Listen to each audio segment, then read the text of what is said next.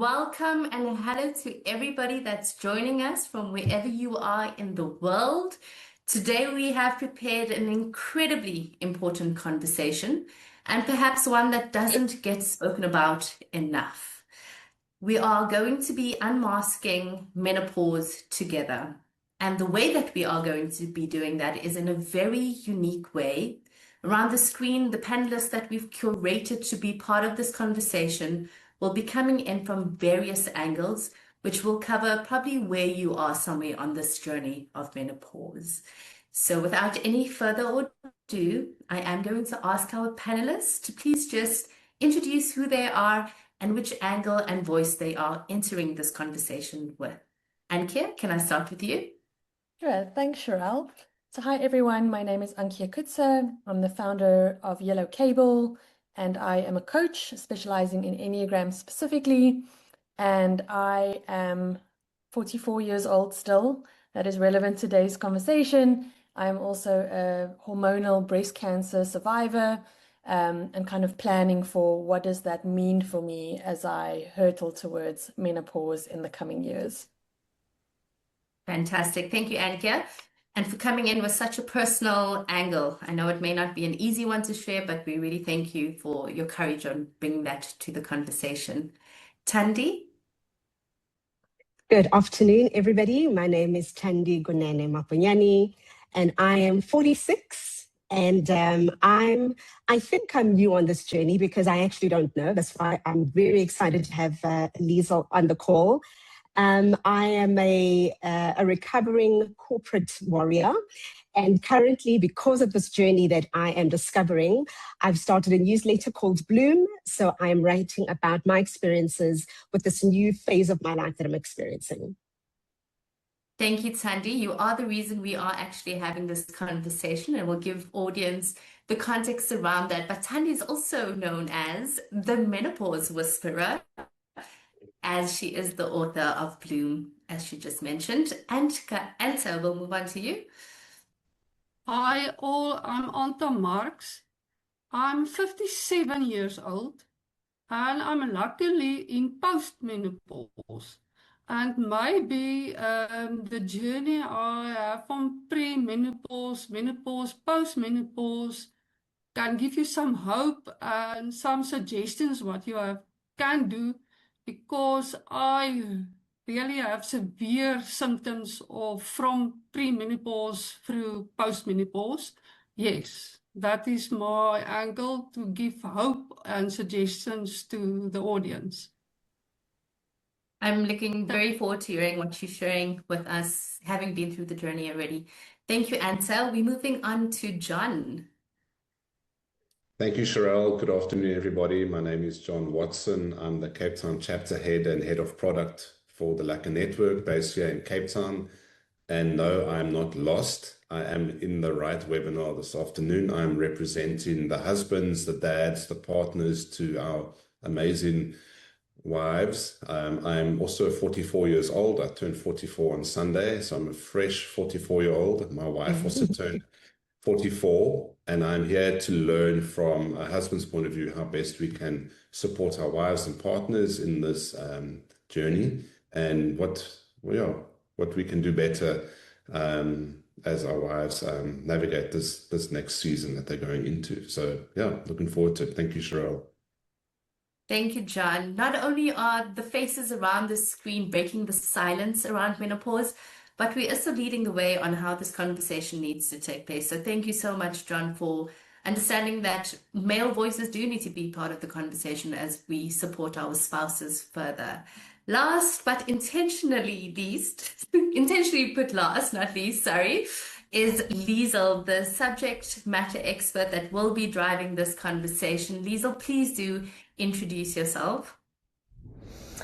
Hello everyone, I'm Liesl Viljoen and I'm the founder of Health Coach SA.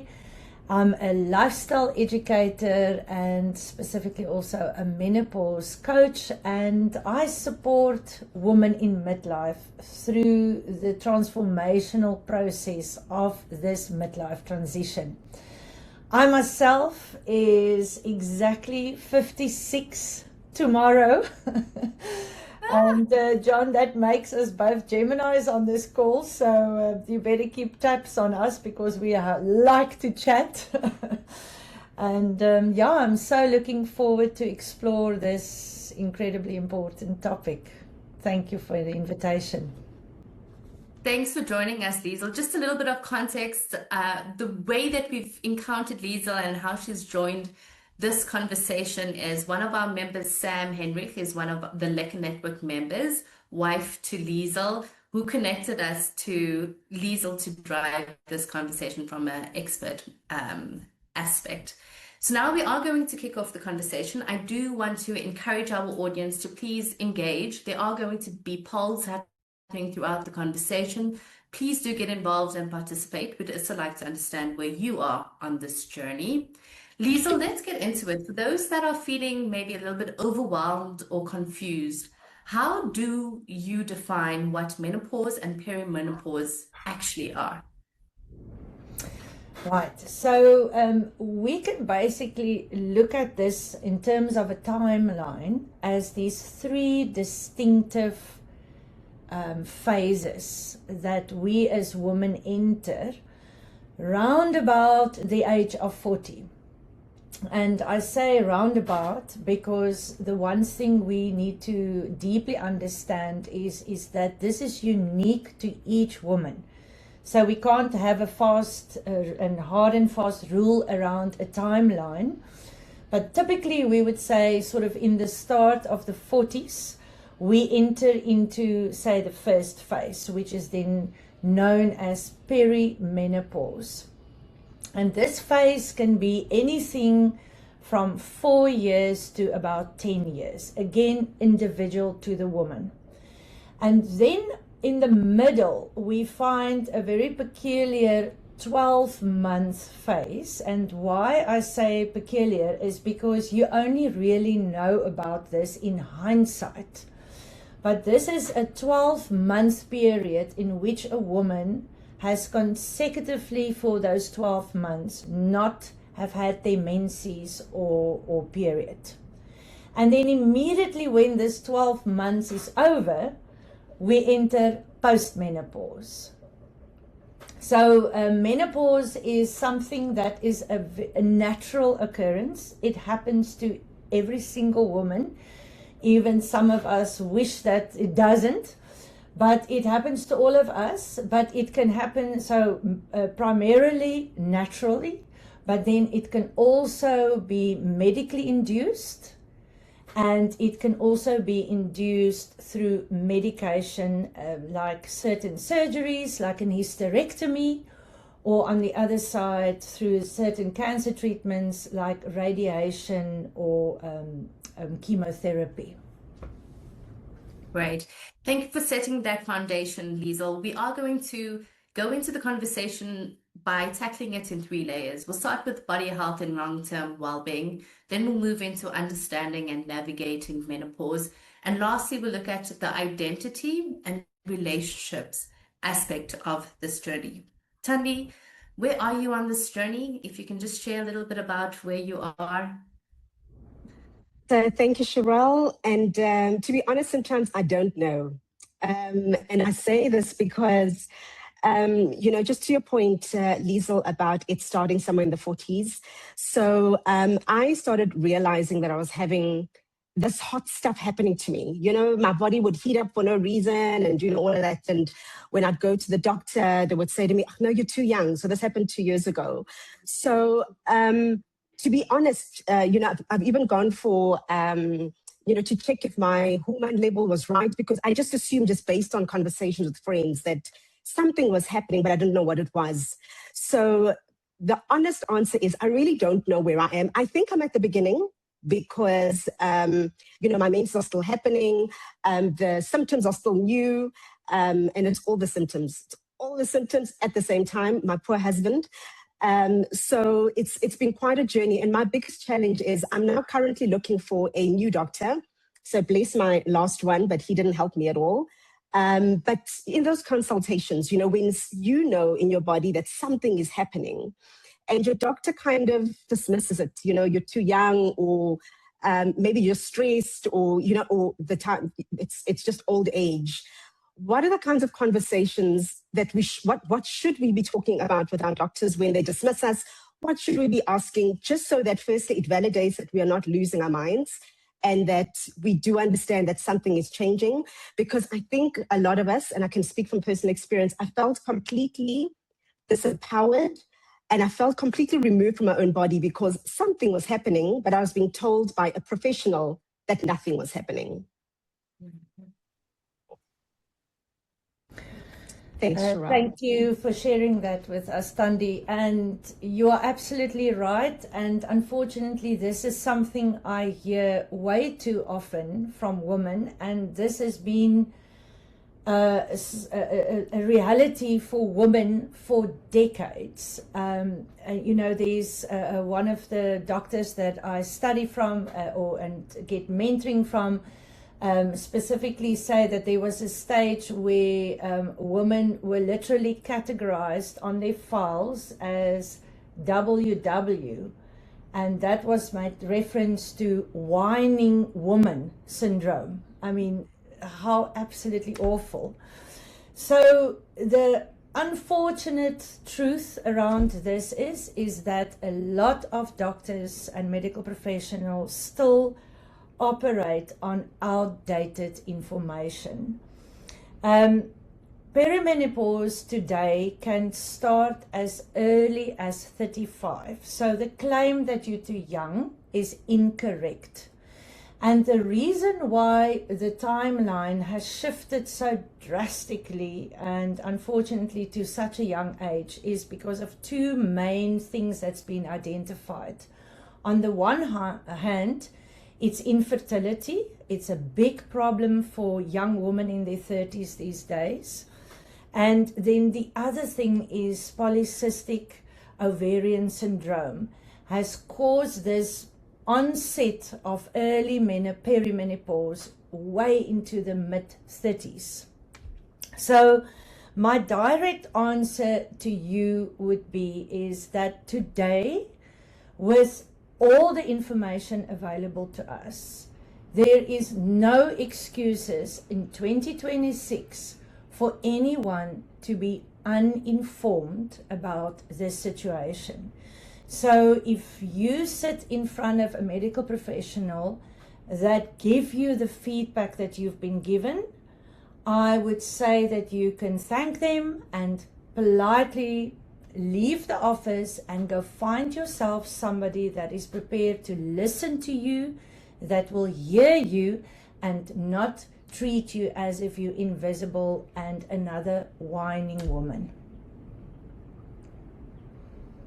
Thank you for that question, Thandi, because I'm 36 at the moment, and sometimes I think maybe I'm experiencing the symptoms that now the conversations I've been having have been brought up, but apparently I'm too young for it. So it's great to hear Liesel's feedback on that. Ankia, can I bring you into the conversation? Sure. So my story is that in March 2021, I was 39 at the time, and I received my diagnosis that I was a hormone-positive breast cancer patient or person, or whatever the terminology is. And about a month later, just through my doctors exploring all the different treatment options for me, I also got confirmation that I'm a BRCA2 positive person. And just for those that might not be aware, Angelina Jolie made the BRCA concept quite famous a couple of decades ago, but it's an inherited gene mutation. And one of the things that it means for me is that I've got a much higher risk of ovarian cancer on top of the breast cancer that we've already dealt with. And so one of the ongoing medical interventions that I have is I see an oncogynecologist twice a year to screen and make sure that if there is anything dodgy coming up in the ovarian cancer space, that we treat it as early as possible. So I've already had my fallopian tubes removed, and some of the medical guidance at the moment is to remove ovaries to reduce that ovarian cancer risk. But we know that ovaries are very useful to us, and it protects our heart and many other things, and osteoporosis risks. And so we constantly have to balance these medical realities. So what I have been led to believe and through my research is that hormone replacement therapy, or HRT, is not available to me. And so then you go, that seems to be the saving grace for a lot of women going through the change. And mine is not going to be natural. It's not going to be gradual. It's going to be a surgically induced menopause. And so what are the things that might be available to me? And just to say, like, I know that my story is a little bit scary sometimes, but I also just would love Liesl to help and educate us around the myths around HRT, that it causes breast cancer, because I know that that's also based on old research and scary. And so really demystifying some of those things that might sound scary but actually isn't. And so not just my version, but also that women that don't have my risk profile. So yeah, this HRT thing, like I think it would be really interesting to just debunk some myths there. And I think it's particularly relevant in the type of work that I do, which is working with particularly women as a coach, you know, around identity and body changes, having access to information, knowing where we can go, particularly as we're navigating careers and pressure and family life and all kinds of other things as well. So can we debunk some stuff? We have enough on our plates. Thank you, Ankia. Yeah, thank you, Ankia, and thank you for sharing us your story. And I think we should have an offline conversation at some stage, because I've got some things to share about a cancer journey with you too. And it's a big journey for any human. And so let's look historically, where does the sort of scare around HRT come from? So this takes us back to the 1990s, and there was this massive women's study called the Women's Health Initiative that started in the 1990s, and they worked with 27,000 women that they studied. And round about 2002, they literally pulled the plug on this study, because at that stage they had huge concerns around what the study revealed to them, that there's a direct link between estrogen and breast cancer.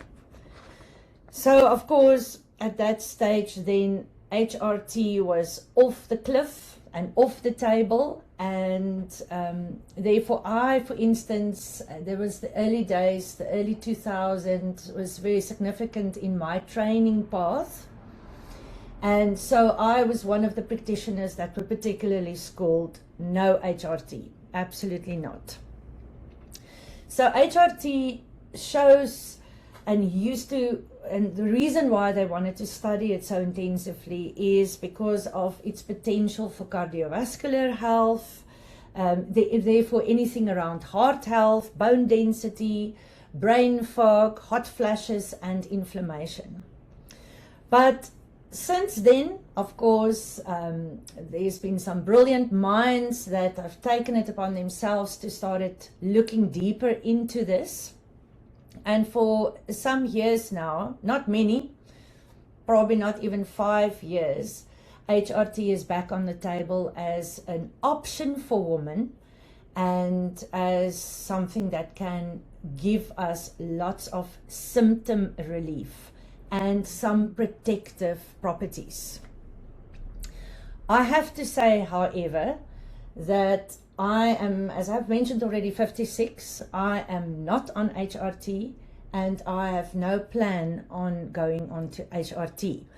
So why I'm saying this is not that I am specifically opposed to HRT, but as a practitioner, you know, I always have to keep quite a neutral position on anything. And my specific concerns around the sort of carte blanche that we've been given now with HRT is that we're still dealing with humans and we're still dealing with human nature. And in my observation, as somebody that's been working in the wellness space now in my 3rd decade, is that we very seldom make necessary lifestyle changes if we don't suffer or have pain. So HRT for some, that's also the other important part, for some is really a life sent. And therefore for women that is in extreme suffering and really struggling with what they're going through, I would be open to consider that as a temporary solution, but we cannot go past the conversation that it masks and silences very important messaging from our body. Because ultimately a symptom, whether it is through menopause or whether it's through any other disease process, is an incredibly first line messaging to us. So my concern around the carte blanche approach around HRT now is what symptoms are we going to, or messaging are we going to miss if we just put a band-aid on the symptom and get that temporary relief. So that's the one side. So the good news for you, Ankia, in your particular situation, I'm living proof that as also I'm an ovarian cancer survivor, thriver I would rather like to say, is that, and I did my treatments completely naturally, no medical intervention other than testing. And I'm living proof that with the necessary lifestyle adjustments and changes, you can have almost complete symptom-free menopause process and journey. And I'm going to hold the flag for this for as long as I live, because outside in the world now is a lot of noise that speak for the other argument. And so I don't want you to ever feel despondent or that you are not going to have support in your journey, because I can give you loads. Right. Fantastic. Thanks for that. We have a comment from our audience, from Amanda, just on HRT. She said that HRT changed my life. What I have learned is that you can slip backwards, as I was 100% sorted and then I wasn't sorted. So that's from Amanda. Thank you for sending that through. I can appreciate that the conversation's talking about symptoms and just medication to take to curb that. But for someone that wouldn't experience the symptoms, John, I am going to bring you into the conversation. Yes, you may see change in behavior for your partner, etc., but please do join us on the topic of body health and long-term well-being. Thank you so much, Sherelle. What a fascinating discussion so far. I'm learning a lot of big words and a lot of interesting concepts. My background is my mother had severe bladder and uterus issues and had a hysterectomy many, many years ago. She passed away a couple of years back. And that was the first time I heard of the concept of menopause. I'd heard the word, never understood it actually, but I knew that she had her ups and downs. She was a full-time nurse. She was getting my brother and I through school and everything. Fast forward now, I'm married 17 years this year to my beautiful wife, Judy. And this topic of menopause actually popped up at a recent bride conversation when the men were talking nonsense at the fire and the wives were having an in-depth conversation about menopause. Some of the ladies had already entered into one of the phases, some hadn't yet. And a couple of weeks later, Sherelle asked me to be on this webinar. And I said, well, I need to do this because these are the type of things that are entering into our conversation. Now, obviously, I'm not going to experience the exact symptoms, but I'm going to experience my partner, my wonderful wife, going through this.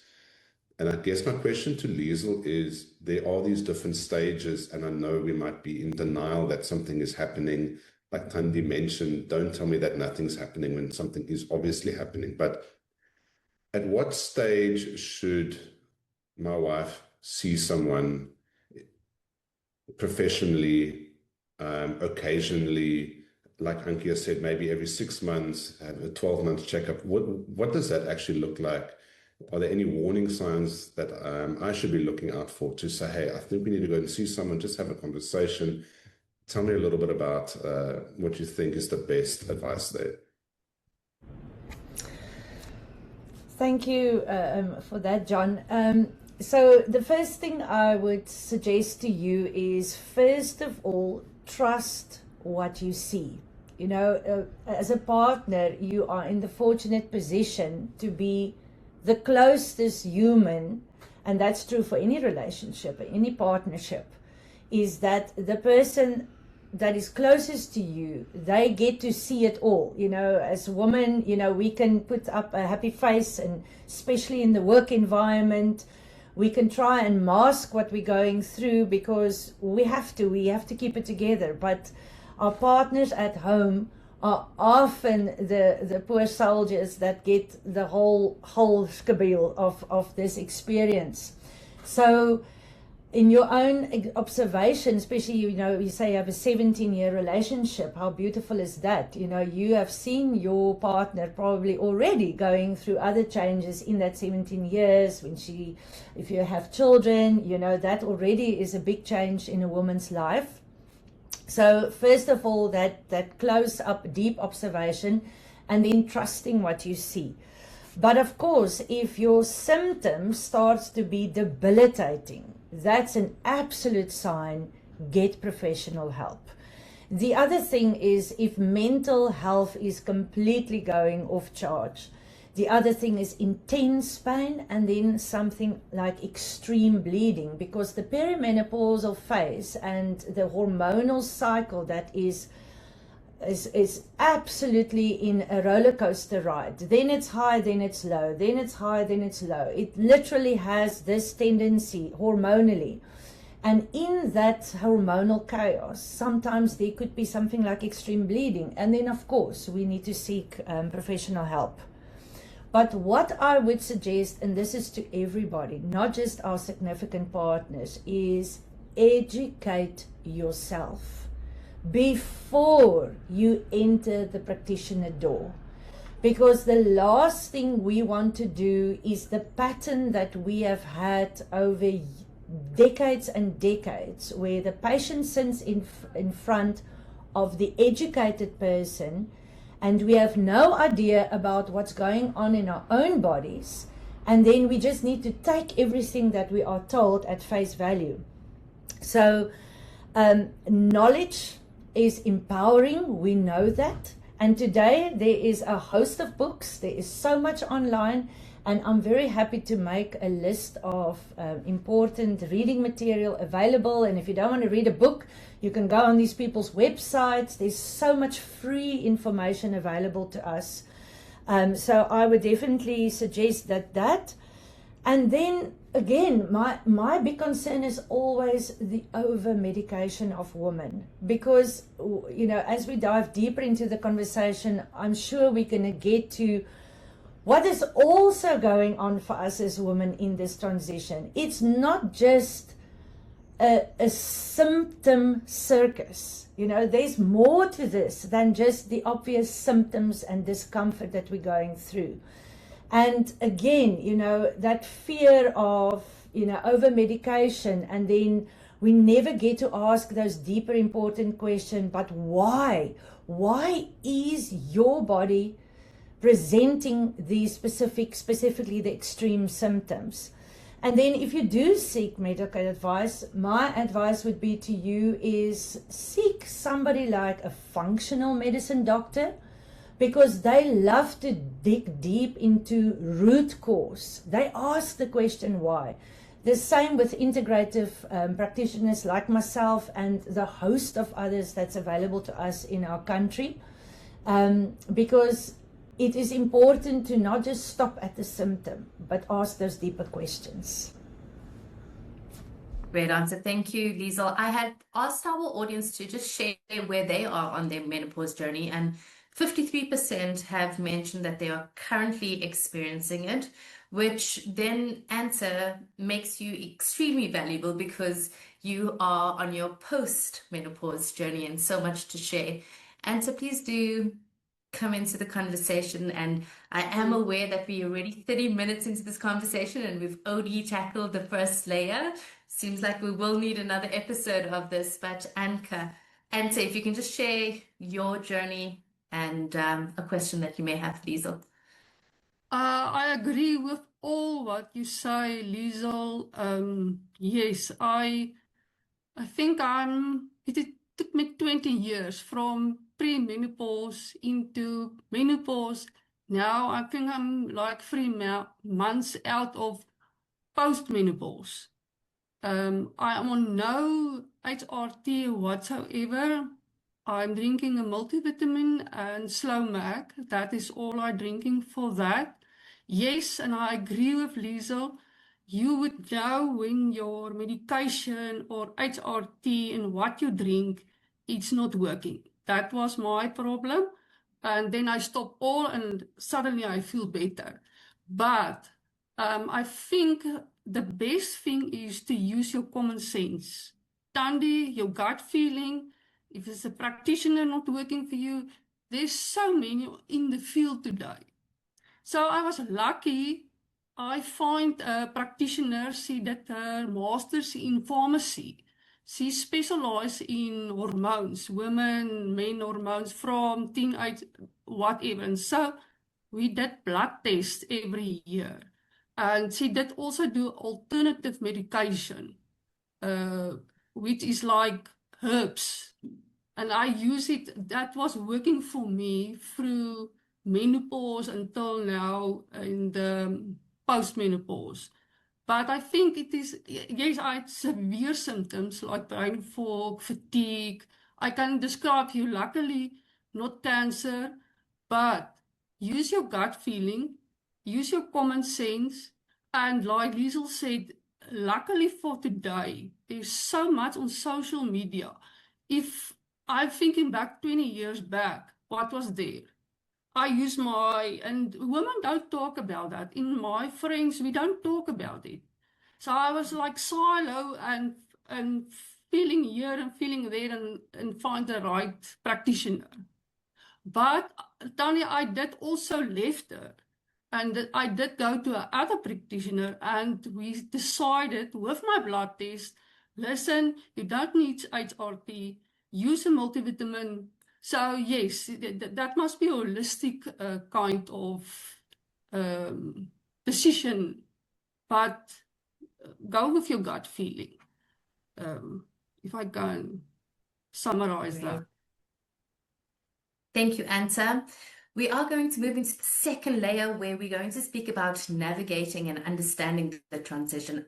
Ankia, I know that you don't have much time with us and you may drop off a bit sooner than when we end the webinar, but just navigating and understanding the transition.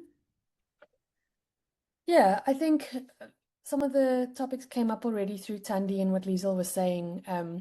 But just the concept of, even when I go to my specialists and we're talking about symptoms, regardless of menopause, but just that commentary around, it's not necessarily menopause, you are also 44. And so then you go, but is it a form of gaslighting? Is it just, it's a busy life?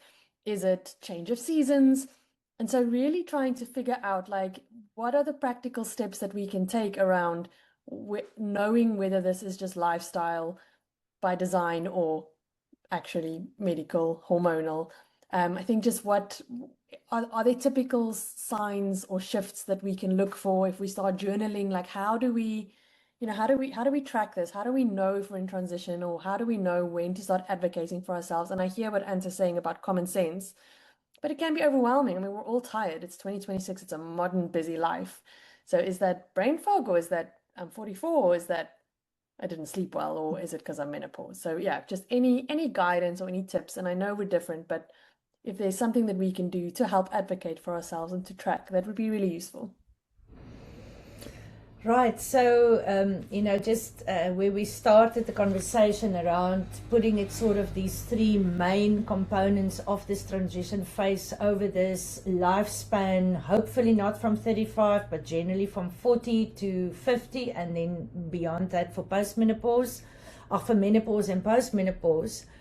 One of the doctors that you probably might have heard of, because she's quite a lot on the socials, for instance, and she's known for two specific books, The one is called The New Menopause, and then there's a new one published now called The New Perimenopause, is Dr. Mary Claire Haver. And in a time that she was doing research for her perimenopausal book, she did a survey with 1,000 women in perimenopause and asked them to list all their symptoms. And I want to read you quickly from the top symptom that came down to the sort of the top main symptoms that she identified. So the top one was sleep disruption. Then second was weight gain. Then brain fog, migraines, anxiety, rage, hot flushes, night sweats, joint pain, heart palpitations, low libido, vaginal dryness, and gut issues. So if we listen to that, we can clearly see that this range of symptoms literally cover all the different body symptoms.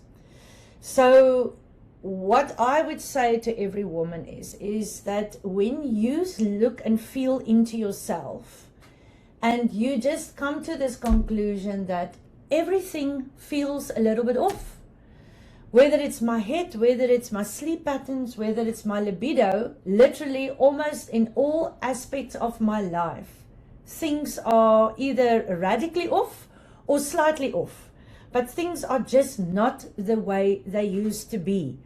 Then you can almost say with certainty you are probably in perimenopause, as opposed to just I'm going through a high stress phase and I've got some anxiety, because stress can be a symptom of perimenopause, but it doesn't cause us perimenopause. So that's just how we also then look at the difference between something that is part of this transition and versus something that is a standalone thing. But generally, you seldom get a woman in perimenopause that has just one little symptom. It's often a host, and where it gets important for us to pay special attention to is that, we go through a stressful period and hopefully you get some support and it passes. You start to regulate your nervous system, you might take some supplements, or you go for a little bit for therapy, some support or counseling, and you get that under control. The thing is with this is if it starts to be prolonged, so it goes on for months after months after months, and then the other tendency with it actually gets worse over time. Whereas if you have stress and you deal with it, it most certainly tapers down. Okay. Thanks, Liesl. I had asked the audience as well, do you believe menopause is discussed openly enough in workplaces? We have got a resounding 89% saying no. So Thandi, as a corporate warrior, can I bring you into the conversation? Just what are your thoughts on whether it's discussed often enough in workplaces? I'm so glad you raised that. And I would definitely be one of the 89% for sure. Because I remember when I was still, in corporate, and I was sitting at exco level, and before I started researching all of these different things that are happening, because those symptoms that Liesl talked about, I think if there were 10 of them, I probably have like 8. And I think the ones I didn't hear was the itching skin, because that is a very big one for me, and the itchy ears. So itching skin is okay, but can you imagine me sitting in an exco meeting and my ears are itching, and I'm sitting there while the financial director is trying to tell us how well or how badly, so it's so difficult, and we don't talk about it at all, even as peers. And I think maybe my question either to Liesl or maybe my peers on the panel is, how do we start introducing these conversations in the workplace? Is it us as peers that talks amongst each other, or how do we maybe get HR policies around it? Because like Liesl says, it's going to happen to all women. We're all going to have different symptoms for sure, but it's going to impact us in some way. And even if it doesn't impact us, it'll impact the people who work in our teams. So how do we recognize? How do we validate? How do we support? because we know how important women are in the workplace. And for me, it was a real challenge. Apart from the itching ears, I would have to take a small fan. And I remember there was a colleague of mine and sit in an exco because I am so bloody hot. And this fan is very, and my MD, who's a gentleman, shame, bless him, he didn't understand it. But it was either that or I was going to stand up from there and I would be in a cold sweat. So I think there is a lot of opportunity for us to start introducing the conversation in the workplace because it is necessary. Yeah. Thandi, this is also something I feel very strongly about, and there is enormous space for improvement in the entrepreneurial space and corporate space. So if I had a wish for every single one, and that's everybody included, but then specifically for employers, it is this, that we will start to get this understanding that this is a temporary transition that a woman is going through, and with that, one of the most demanding and challenging transitions of her life. It affects you physically, emotionally, mentally, and spiritually. It's huge. And we cannot continue to ignore this. But then there's a big but as well. And the but is that this employee of you, no matter at what level she works in your company, she is still that wonderful person that you granted this position in this company to. That hasn't changed. But she is going through this massive biological change. So I had the privilege last year in October to do a similar kind of conversation, although I was leading sort of more educational talk for a UK law firm that has 47 branches all over the UK. And I was approached by them through their menopause association in their company. And I was so impressed by that, because then when I did a little bit of research on them, I discovered that they started that already 8 years ago. So kudos to them. That for me was such a positive example. And then speaking to the women, they all reported back that they felt heard, they felt seen, and they felt hugely supported. So they have a monthly educational session where they get experts in to come and speak to them. And then that information is then distributed through the company channels, so that it's not just the women that get educated, but also the colleagues. Because we know as women, we carry so much shame around our symptoms, like you were explaining about the hot flashes and the temperature changes. And then, of course, when it comes to the brain side of this experience, that is enormous, because the brain fog and the memory loss obviously directly poses a kind of a threat in the corporate environment. I mean, the last thing you want to do is to lead an important meeting and then you all of a sudden can't remember why you're in the room. Because it happens. It is a real situation.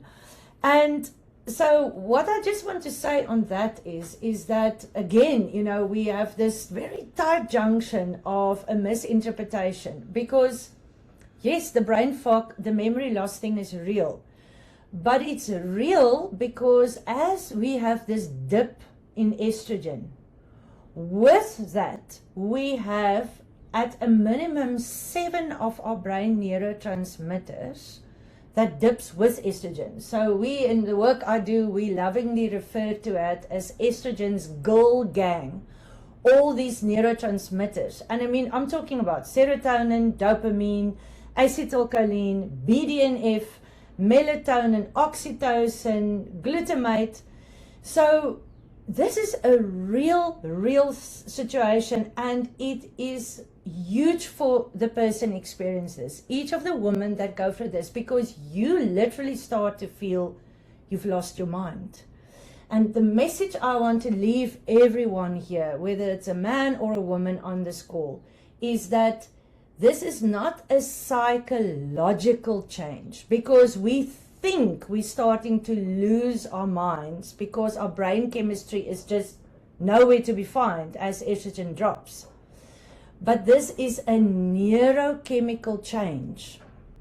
And of course, one of the quickest advices I can give you here today to counter this without having to go the medicine route, because unfortunately in the medical system, this will be read as a psychological story and it will be categorized under mental health. But this is neurochemistry. And the quickest way for us to get our neurochemistry supported and back online is through movement and strength training. Of course, diet and a whole lot of other things played a big role as well. But strength training, for instance, you know, we jokingly always say is that leg day is brain day. When you do leg work, when you strengthen your thighs, you literally, science is showing, help you to prevent, for instance, neurodegenerative diseases like dementia and Alzheimer's. So you don't have to be medicated. You just need to get strong and you have to practice and strengthen your muscles. And then the other thing, for instance, and why this is part of my protocol of what I teach women going through this protocol, is fasting. So we don't just do blanket fasting. It's hormone-specific fasting. And one of the key reasons, I mean, and there's a host of reasons why I'm so gung-ho about fasting. It's for me, one of our most potent tools in your own toolbox for health and healing. But fasting produces ketones. And ketones is one of the best fuels for your brain. So what I've observed with women, they come to me with, like, they can't remember almost that their own child's name or birthday is, right? Is what happens in this downslaught of all the neurotransmitters with estrogen. When we start to practice fasting in alignment with your cycle and your hormones, which is a very important component of this, we don't fast like a man, we fast like a woman, is that you produce ketones that becomes the new preferred fuel for your brain. And all of a sudden, your brain is back on board. And sometimes your brain even feels like it's better than it used to be, because it's such an important fuel for the brain. And this is available to us almost for free. You just have to learn how to do it, and then you've got this without having to pop things down your throat, and then also never know if this is really right for you, and having to go through that whole process of finding out, does it work, doesn't it work? This is something, again, that is very, very easy to adapt, and then all of a sudden you've got a brand new brain available to you. Positive ending note over there. Thank you, Liesel. 47% of our audience said that the most challenging aspect in supporting somebody going through menopause is managing the changes in the relationship. Now, John, I know that you come in from a supporter angle, but you and Judy, your parents, to two beautiful kids. Do you have any questions that you'd like to speak to on even the broader support structure? Yeah, thank you, Sherelle. Yes, so Liesel, my wife and I are 44. My son just turned 13, so he's going through his own hormonal journey, and we have our ups and downs, but today was a great day. My daughter is preteen, she's 11 years old.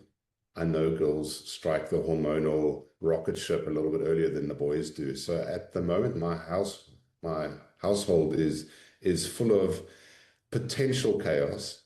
I'm probably working on a midlife crisis myself in the background, but what should I be reinforcing and telling my children about what their mom is going to go through? Because it is going to be a couple of years, it's going to be a season in her life, and it's also going to be something that they're going to experience. What are some of those conversations that should be happening? How open should we be about it? Obviously, my wife and my daughter have their own special relationship, being women, But maybe just some guidance on that for the dads out there.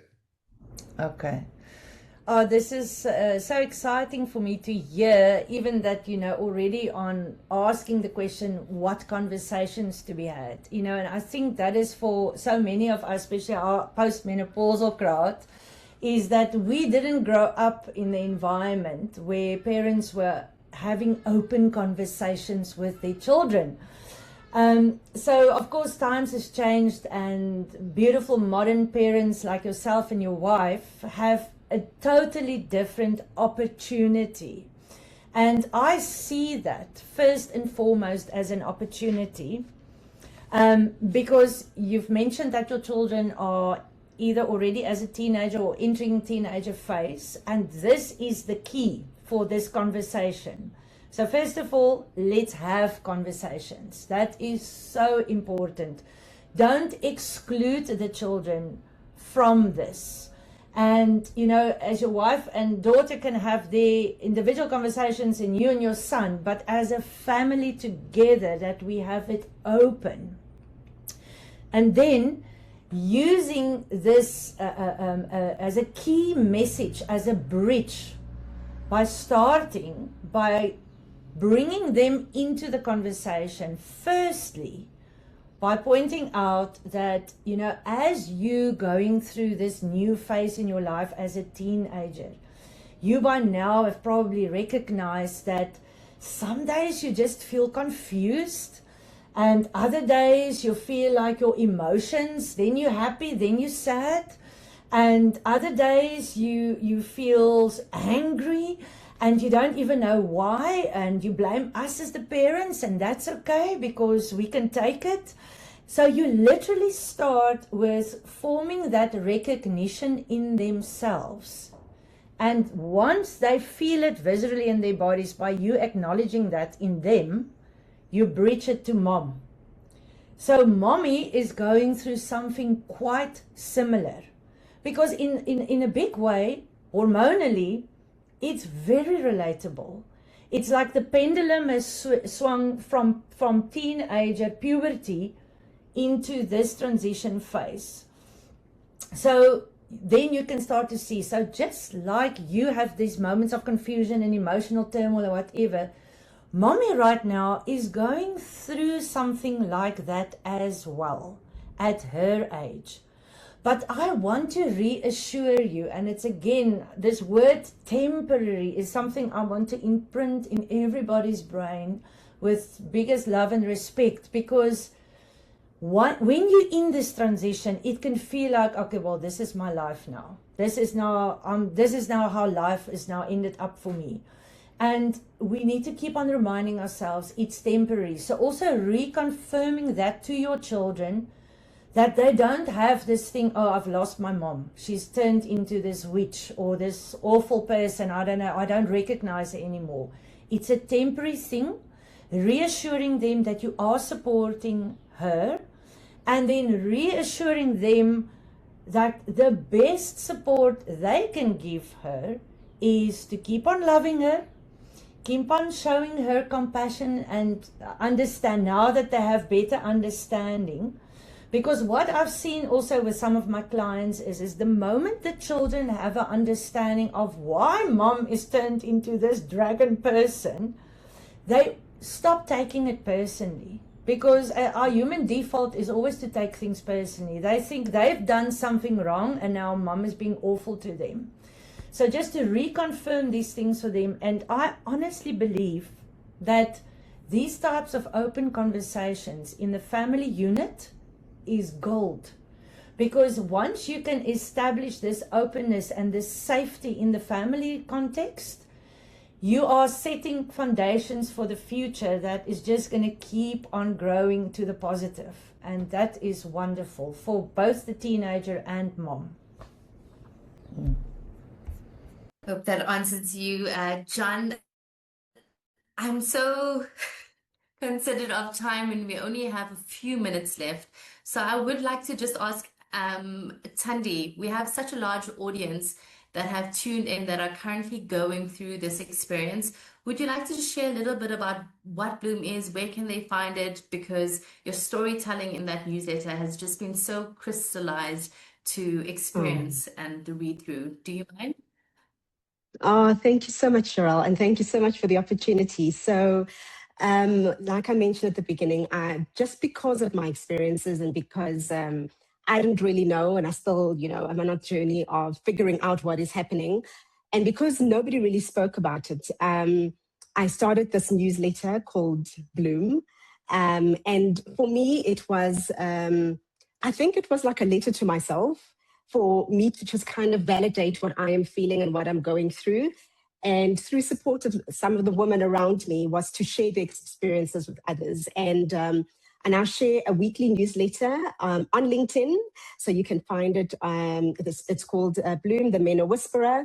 And I am by no means a doctor. Dr. Liesel is the expert. All I do in this is just to talk about the different aspects. So I started off with nobody told me this would happen. I talk about the H word, which is HRT, and this is where Ankia had shared her experience with me.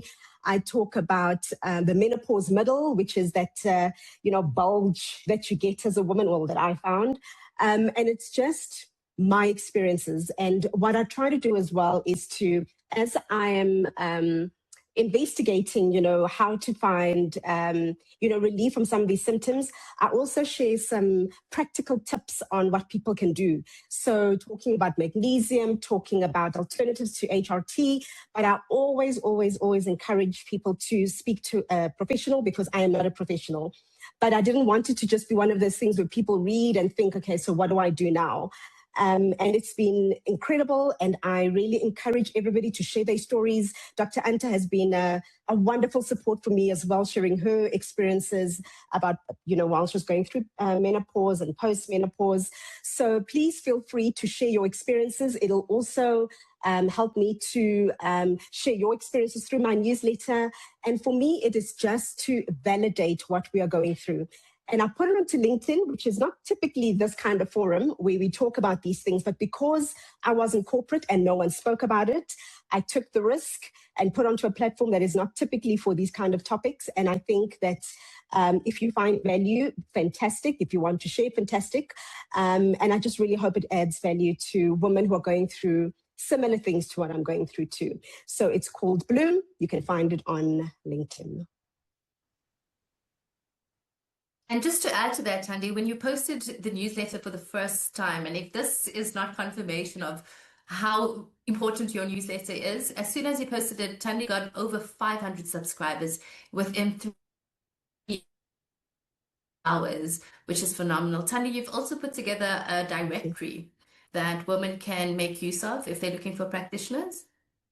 Yes, so this is a new project that came And that's off from part of the Correct, which is what part of the feedback that I received. So people were saying, okay, we must go look for practitioners, but where do we find them? So people like Liesel, I'm going to definitely tap into your resources because I want to be able to provide the right practitioners for women to be able to go to. So this is still a very new project. I will definitely announce it when I have built up a directory that is robust. And this is not going to just be a free for all. Anybody wants to come onto the directory. I want to treat this directory as people that I would recommend to my best friend. So it'll be one that can be trusted. And I think it'll add a lot of value to a lot of women who are looking for the different functional kind of, doctors that, Lise was talking to, physios and all sorts of different types of support that we can get as women. Thank you so much, Thandi. We have run out of time. I apologize to our audience that we didn't get through to your questions, but this is a conversation that needs to go deeper and have another series of it. So thank you to our panelists and to our expert, Liesel. We are so honored that you were able to join us and drive this conversation and educate and inform us. And to John, Thandi, Ankia had to leave because she has another meeting. Thank you so much for joining the conversation and contributing the way that you have. So from Mzansi to the world, have a good day further. Bye. Thank you so much. Thank you, everybody. Thank you. Bye-bye.